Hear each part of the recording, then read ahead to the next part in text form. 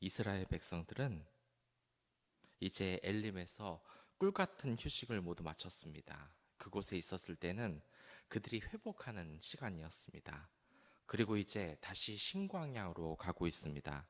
이제 오아시스가 아니라 본격적인 광야 생활이 시작이 된 것입니다. 그들이 출애굽을 하고 한 달 시간이 흘렀습니다. 이제는 광야라는 곳이 어떠한 곳인지 그들이 몸으로 체험을 하게 되었습니다. 성경 곳곳에서 이 광야를 표현할 때 양면적인 뜻이 있습니다. 먼저 광야란 저주란 뜻이 있습니다. 저주의 장소.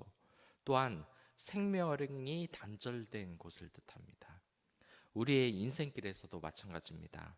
우리가 무엇인가 목표한 바가 있다면 이러한 광야길을 가로질러야 하는 것입니다. 예전에 TV에서 수능 시험을 보는 내용을 다룬 적이 있습니다. 거기에서 많은 사람들이 모여서 수능 시연에 대한 꿀팁을 말하는데 정말 재밌게 본 기억이 있습니다. 우리 주위에는 특별히 눈치가 빠른 사람들이 있습니다. 흔히 이야기해서 센스가 좋다고 하죠. 이러한 사람들을 보면 저는 정말 부럽습니다. 그 능력을 담고 싶어요. 눈치가 빨라서 못하는 일이 없습니다. 군대에서도 이렇게 센스가 좋은 사람들은 늘 사랑을 받습니다. 머리가 엄청 좋아 보여요. 저는 이 사람들이 너무 부러워요. 저는 머리가 별로 좋지 않은데 뭐든지 시키면 잘하는 그러한 센스가 저한테도 있었으면 하는 바람이 있습니다. 하지만 이런 사람들에게도 늘 장점만 있는 것은 아닙니다. 이렇게 센스가 좋은 사람들이 흔히 가지는 약점이 하나 있는데 어렵고 많이 노력해야 하는 일을 못한다는 겁니다. 이 장시간 공부를 하지 못하는 겁니다. 수능 시험과 같은 눈치로 때려 맞출 수 있는 것이 아닙니다.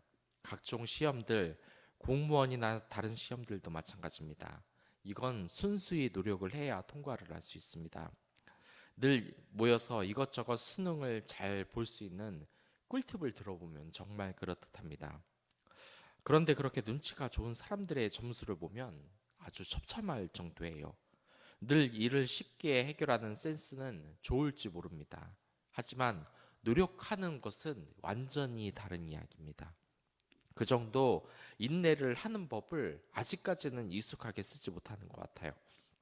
자신의 능력으로 안 되는 것이 있으면 바로 포기를 합니다.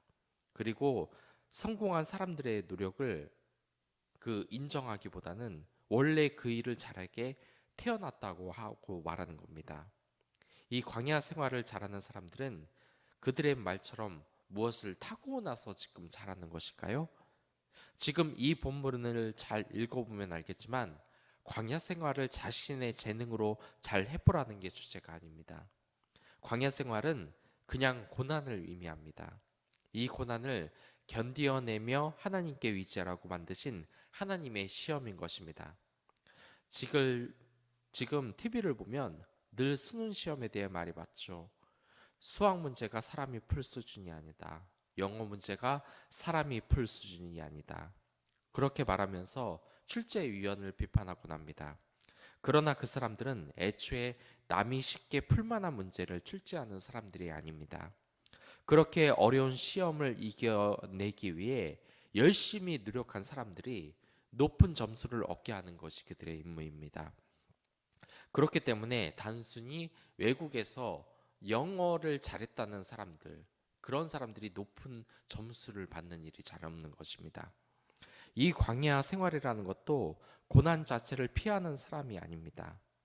이 고난을 당하면서 견디어내면서 하나님께 해결 방법을 찾으라는 시험인 것입니다. 아까 전에 광야는 이중적인 의미가 있다고 했습니다. 먼저 이 죽음의 의미가 있다면 다른 의미는 거기에는 희망이 있는 것입니다. 예수님은 이 광야에서 마귀와의 시험을 모두 이기셨습니다. 또한 세례 요한은 늘 광야에서 살고 있었습니다. 광야가 왜 이렇게 희망의 장소냐면 아무것도 없었기 때문에 오직 하나님만 의지할 수 있는 장소이기 때문입니다.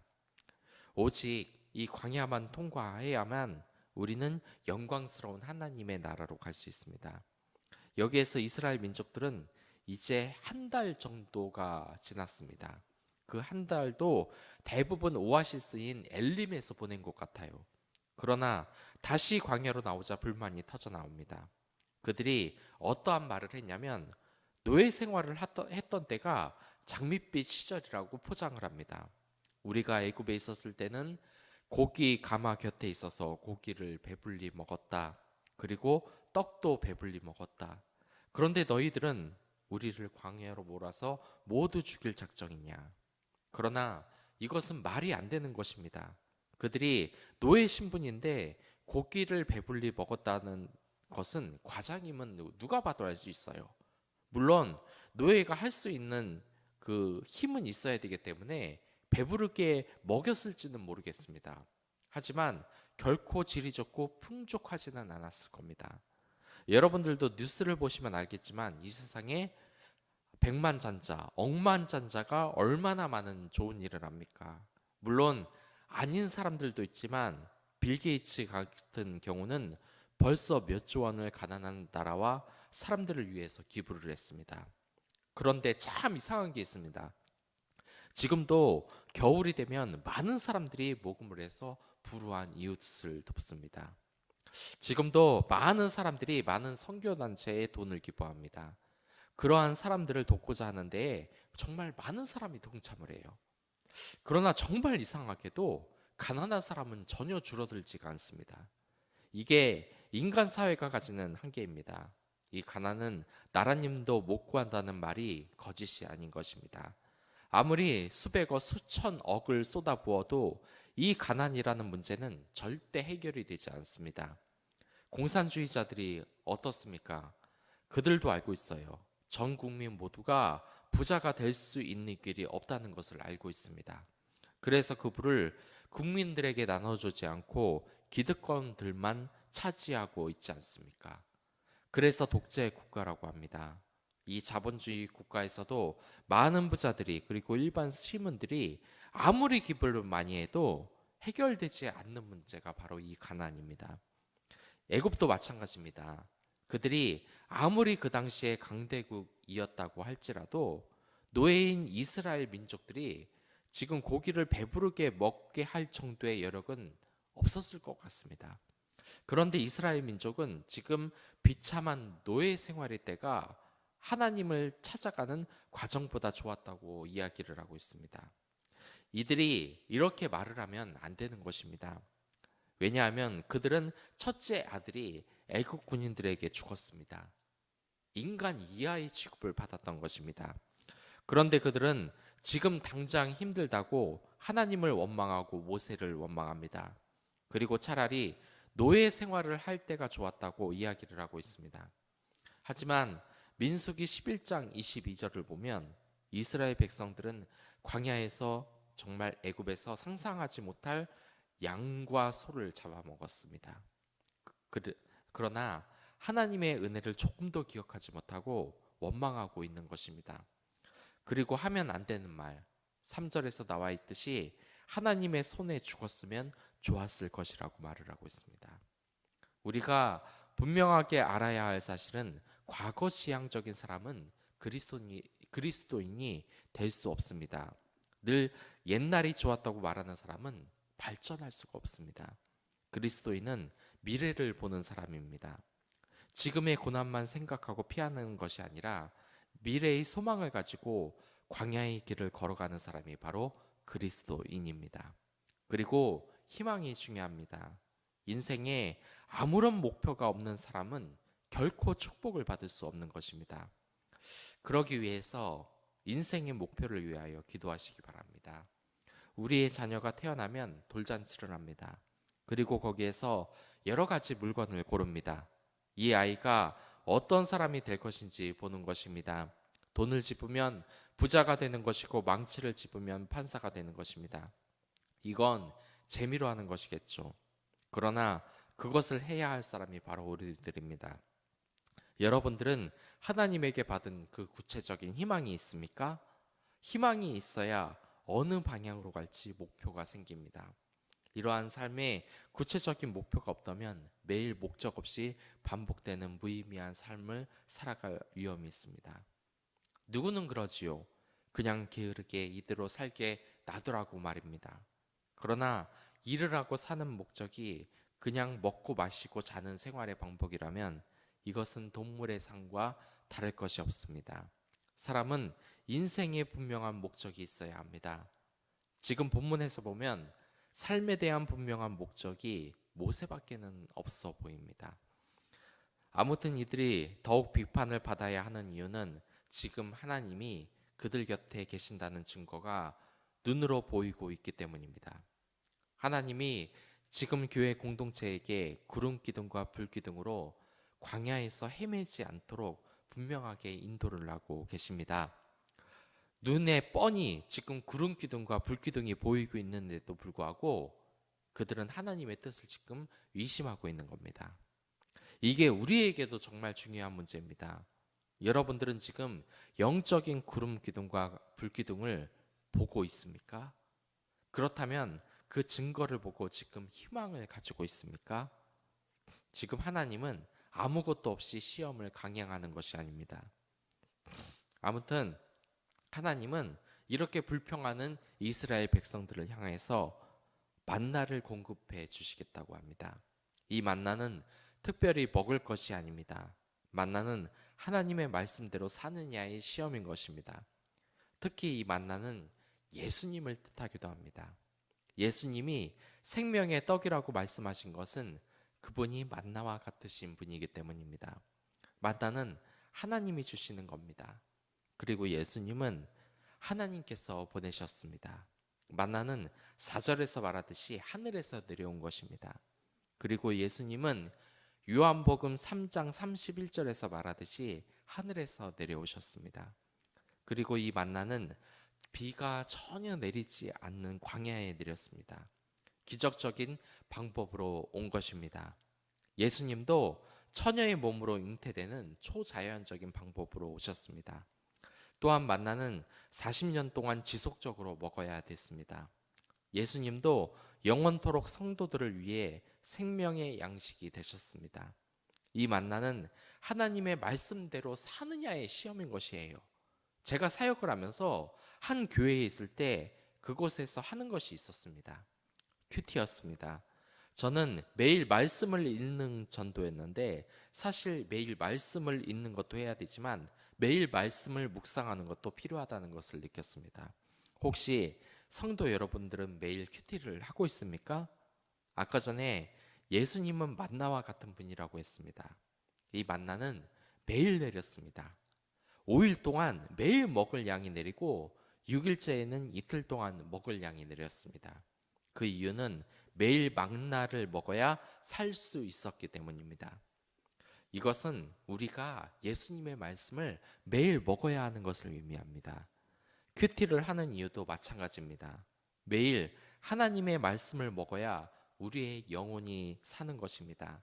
만약 하루도 예수님의 말씀을 먹지 않는다면 육적으로는 배고프지 않을지 모릅니다.